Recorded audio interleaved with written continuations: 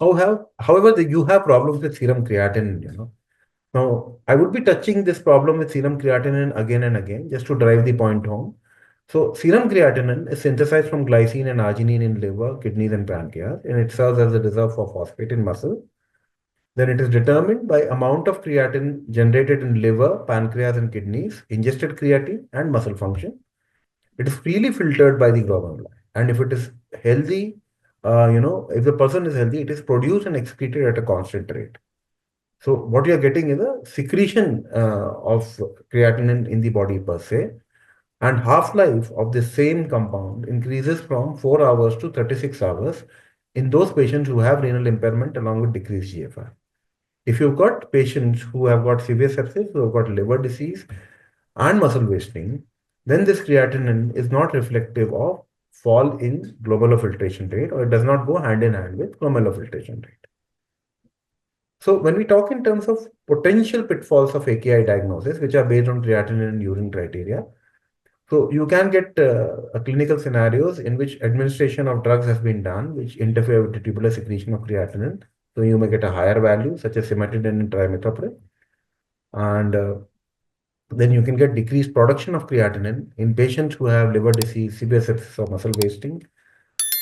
Then they can certain times there can be ingestion of substances which lead to increased generation of creatinine independent of renal function. That is an oral ingestion of creatine or cooked meat. Then obesity, you can overdiagnose acute kidney injury if you're using actual weight when applying when you're actually applying the urine output criteria. Then conditions which are conventionally associated with physiologically increased GFR, such as pregnancy, wherein you may get a delayed diagnosis of acute kidney injury.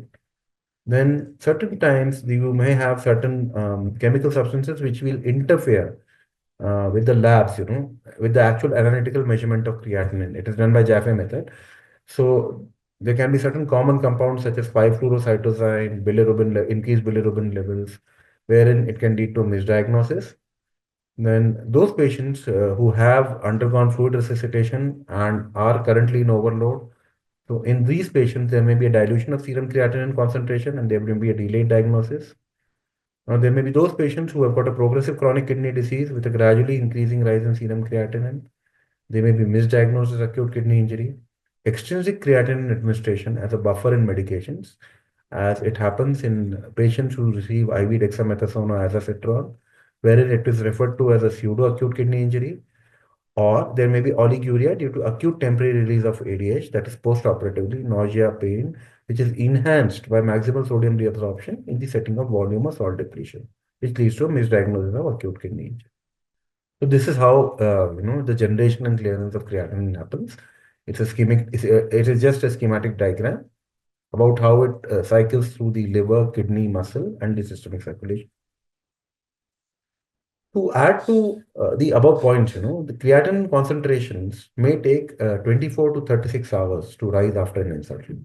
And as I discussed before, there are no standardized lab methods for quantifying the same. There is something called as Jaffe method, but which can vary in different cutoffs and along with the interference of different compounds. Now, if you have a creatinine-based criterion, it actually does not identify your renal reserve. So you never get to know how much of residual kidney function is left. It does not make us any wiser regarding the etiology of the acute kidney injury and does not tell us whether the patient is in a progression phase or a recovery phase. So our objectives today would be recognition of an anuria patient, trying to reach a diagnosis, looking for causes and attempting to treat the same. There are certain historical points in this, William Heberden, who mentioned conventional ischemia renalis in 1802. Then there have been other terms which have been used interchangeably, war nephritis, Cush syndrome, wherein rhabdomyolysis leading to AKI was referred to this. Then uh, Homer, who actually described it as acute renal failure in 1951. And then we talk about nomenclature in terms of acute kidney injury, how it is evolved further. So what are the categories of acute kidney injury? You get a pre-renal versus intra-renal versus a post-renal paradigm. So common causes of pre-renal causes of AKI include dehydration, heart failure, which is also known as cardiorenal syndrome, and liver failure, also known as hepatorenal syndrome. Then you get intrinsic renovascular diseases. that is intrarenal, such as hypertensive emergencies, vasculitis, thrombotic thrombocytopenic purpura, and HUS, hemolytic uremic syndrome. Then glomerular disease in the form of post-infectious glomerulonephritis, tubular interstitial disease in the form of acute tubular necrosis, and cause can be variable. It can be drug-induced, it can be because of sepsis, it can be sometimes be contrast-induced. You can get rhabdomyolysis, or there may be a prolonged pre-renal acute kidney injury which has actually led to intrarenal damage now. And of course, acute interstitial nephritis, which can have a host of causes. Then when we talk in terms of post-renal, it can be either because of a mechanical obstruction in the form of a ureteral obstruction, a neurogenic bladder, sometimes urinary tract infection, some certain medications, and of course, benign prostatic hypertrophy leading to bladder outlet obstruction.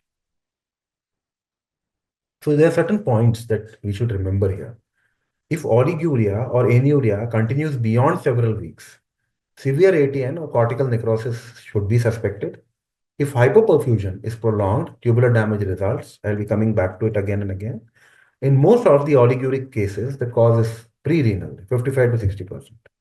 And if you think that this is pre-renal, then trial of resuscitation, including giving volume, should be attempted. If the hypoperfusion, as discussed before, is uncorrected, it can actually keep on aggravating the renal insult. And early fluid resuscitation with targeted hemodynamic endpoints may be worthwhile. So there are certain caveats on fluid resuscitation that we should remember. Now, if you go for a very aggressive fluid resuscitation, nowadays it is associated with increased mortality. So the idea is to give right amount of fluid rather than keeping your patient wet or dry. And we need to embrace newer parameters of fluid resuscitation. Of course, the discussion of that would be beyond the realms of today's lecture. And there is a need to switch over to passive leg raising or IVC dispensability depending on the situations that you find your patient in.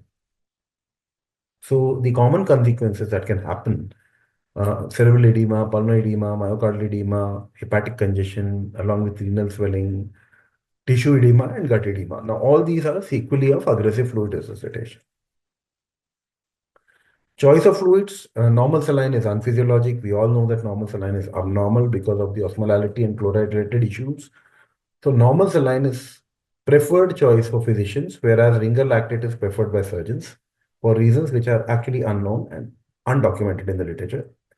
Now, ringer lactate can be infused in the same venous line as blood, whereas a chloride liberal fluid, in this case, it would be referring mainly to normal saline, is associated with higher chances of renal failure as compared to a chloride conservative fluid.